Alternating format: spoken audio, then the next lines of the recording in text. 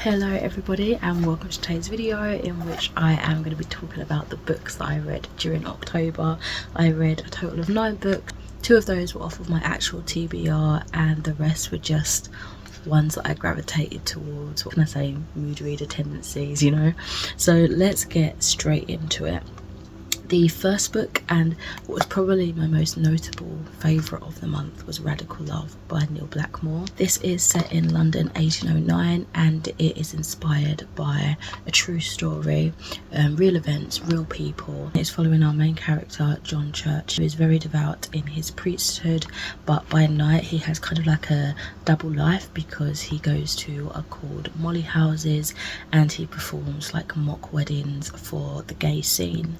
He also falls in love with a black man, so we've got the taboo of interracial relationships and homosexuality, which was very much frowned upon in all instances during the time period that this is set in, as well as him being seen as making a ridicule of the faith and religion in general by doing these weddings. In fact, inspire a rebellion to create true weddings between men. And yeah, it's just got so many themes in it, so many conversations and talks about queer identity, especially during this time period, which I knew very little about, and the fact that it was based on true events just solidified it even more as such a powerful piece of writing.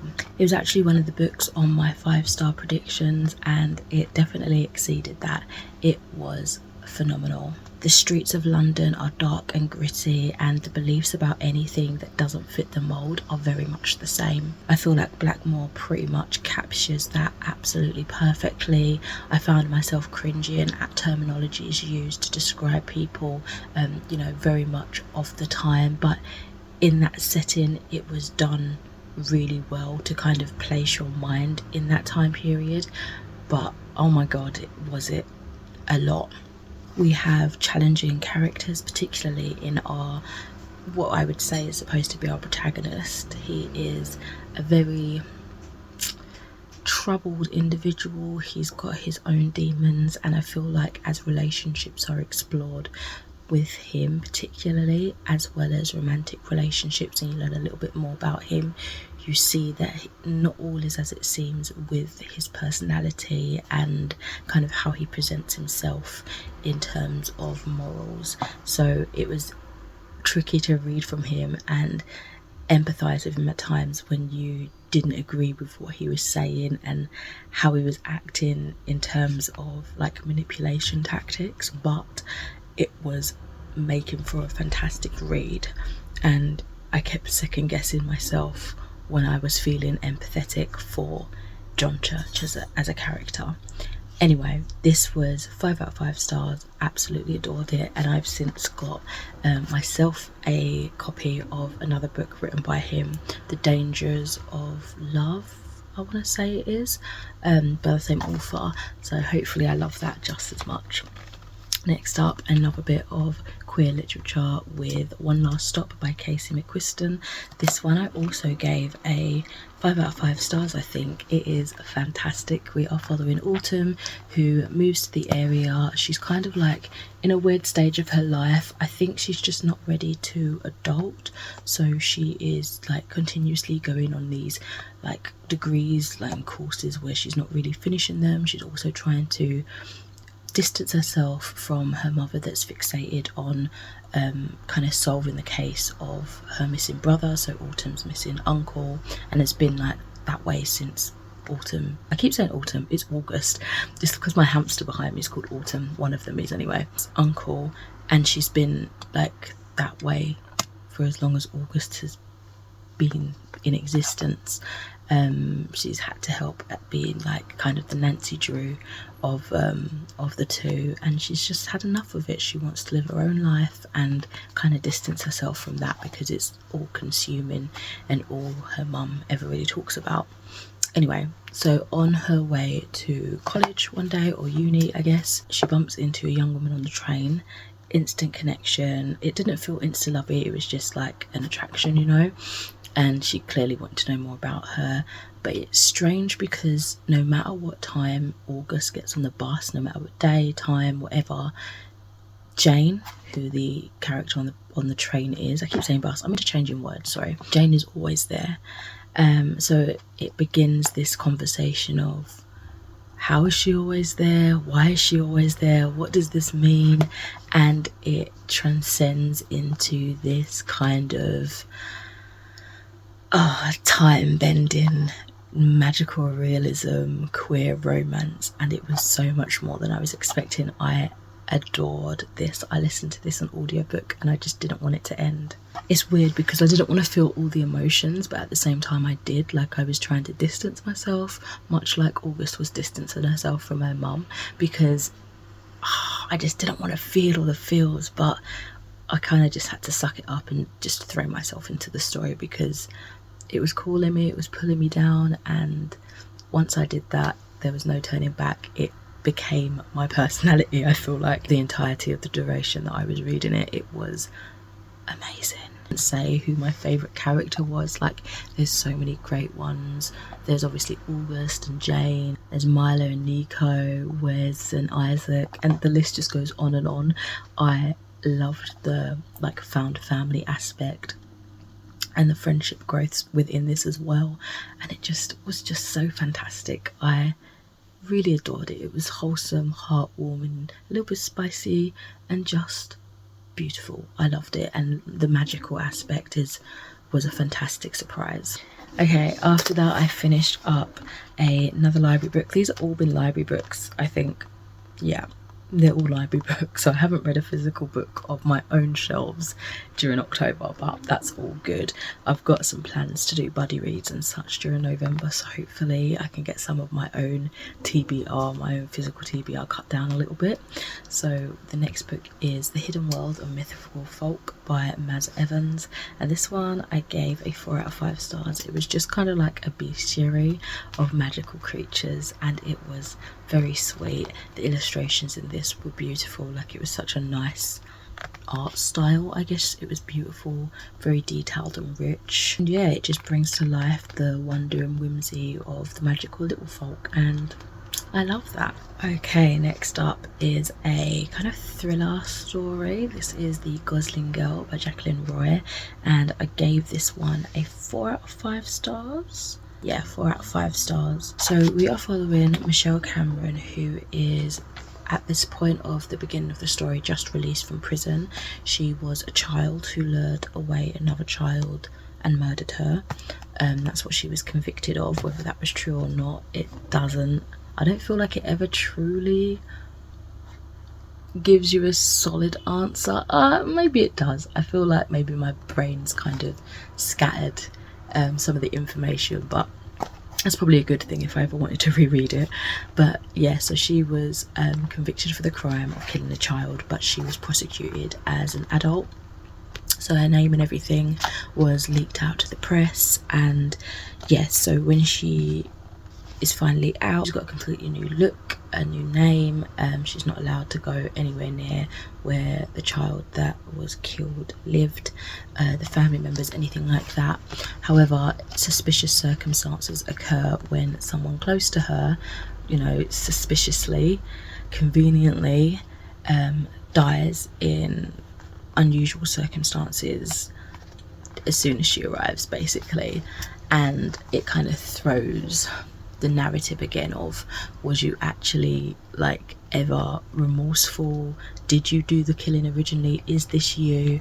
And also kind of the story of Michelle as a character finding herself in this new world because she's been in prison or like young offenders, all of that sort of stuff for the majority of her life. So at this point she's like, she doesn't know who she is, and she's also trying to navigate all the feelings that comes with the crimes that she may or may not have committed, and now this sudden murder of someone that's supposed to be her friend and being targeted and assumed to have been involved in that, and then the doubt, you know. It was so interesting. So the premise is kind of focused on racial injustice. We've also got a police investigator who is black, and in her line of work she is seen as like a traitor to her heritage, her people, her family. Nobody wanted her to go into this line of work because a lot of the time it is to oppress people that look like her. So there's so many conversations on the justice system, racial identity, and the conversations that spark between the police officer and Michelle, the main character, is super interesting. But anyway, I digress. That's practically my review anyway. I really enjoyed it. I thought it was a really good thriller. I don't read them super often, so I enjoyed that, but take it with a pinch of salt, I guess, because I'm not like a connoisseur of it, so to speak, I suppose. Following that is The Visitor's Book and Other Ghost Stories by Sophie Hannah. It's a selection of 4 ghostly stories by an author I had never read before, so this was my first time reading a book by her, and I quite enjoyed it. I gave it 3 out of 5 stars, and I would probably read more by her if anything piqued my fancy. So the main story, I would say, is the title of the book, in which we are following a young woman who visits her boyfriend, and she's just unsettled by the fact that he's very insistent that she needs to sign his visitor's book as if it's a hotel, like when he visits her. And it's really strange. Like, she's going through the book and she's seeing all these weird shaky handwriting notes about, oh, fantastic view, lovely thing, but it doesn't make sense for the flat that they're in, and why is it written all shaky? Like, were they drunk? What's going on? It's just such a weird feel. So yeah, they're all kind of haunting in tone, and I quite enjoyed them.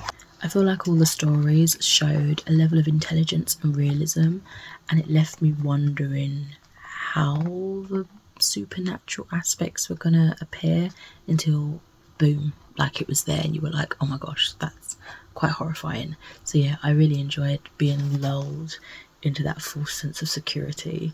Yeah, the writing style was very seductive in that way, I would say. Moving on to our next book, which is Goldilocks, Wanted Dead or Alive by Chris Colfer, which I do have to hand. I say to hand, I don't actually know where I've put it, bear with. Here we are. Goldilocks, Wanted Dead or Alive by Chris Colfer is a spin-off graphic novel book in the world of the Land of Stories, where fairy tales have a different retelling. We see our famous characters that we know from bedtime stories and such, but they've got different backstories, different personalities, and it's so much fun. In this particular one, Goldilocks is a vigilante, and she is trying to make things better in a very corrupt kingdom, whilst still being technically on the run for being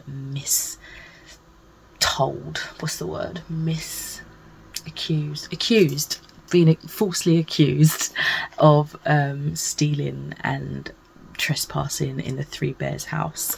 So this one was a lot of fun. I really did enjoy it. The kind of badassness of Goldilocks is very admirable. We've got some lovable characters that we had met already, as well as some not so lovable characters that we'd met, and some new ones that I also didn't like, but they built the story nicely. Like, they were fun, they were entertaining. Yeah, I really thought this was a great fun book, and it was easy reading. Gave it a 3 out of 5 stars. It was fun to be back in this world, because I remember reading the original series. I think it's a set of 6 books, and then there's a spin-off series of 3 books, and I absolutely devoured them. So it was nice to get a little glimpse back into, you know, this magical world. The next one is one that's recently been turned into a movie, and I cannot wait to watch it. I'm really hoping it's still at the cinemas for the time off I have coming up soon.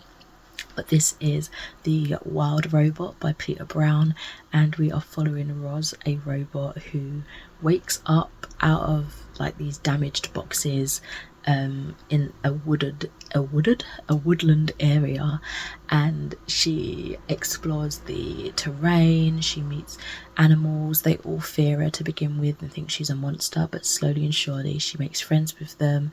They open up to her. They see that, you know, appearances are not what they seem, and she assimilates, I guess, beautifully into the surrounding nature and becomes the wild robot.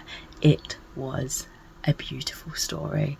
Honestly, I think I want to save my thoughts a little bit for this, because if I go and see the movie, I'm probably going to want to do a book versus movie review. I'm going to bore you guys too much with repeating myself. But I will say I gave it a 5 out of 5 stars. Following up, the second to last book I read was Murder at the Bookstore by Sue Minix, and I gave this one a 3 out of 5 stars. This is part of a larger selection of books. It's the first one in the bookstore mystery, and I probably would go back eventually and just chuck it on for some easy listening, some chill reading time, but nothing too major. Like, I'm not in a rush to get back to it, and if I don't ever get back to it, I wouldn't be like upset about it. Does that make sense? It's just a middle of the road kind of book, I would say. We are following our crime writer called Jen, who returns to her small homeland with a best-selling book behind her and a bad case of writer's block. She finds sanctuary in a local bookstore and becomes fast friends with the owner.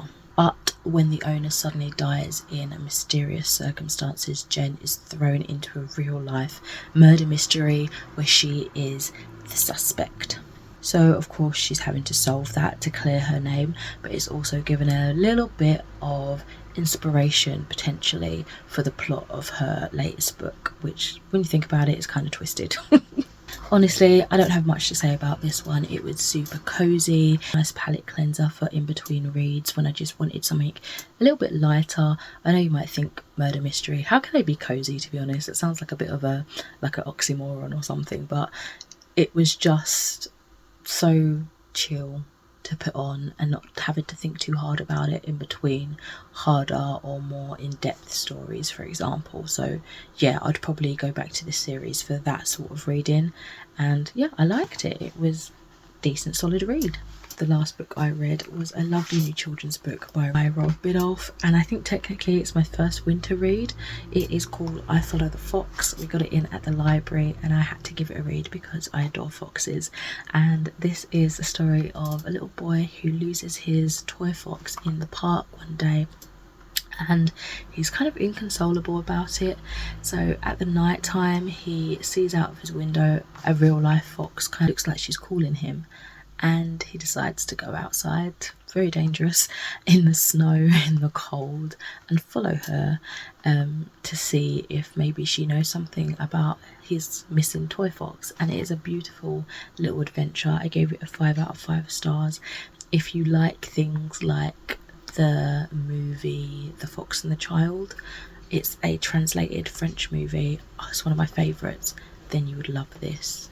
You would also probably like it if you just like stories about children and animals and like the connections and friendships they have there, because this was just so darling. It's very beautiful, like visually stunning, and yeah, very quick to read. But yeah, I very much enjoyed it, and that, my friends, wraps up today's video. Thank you so much for watching today's video.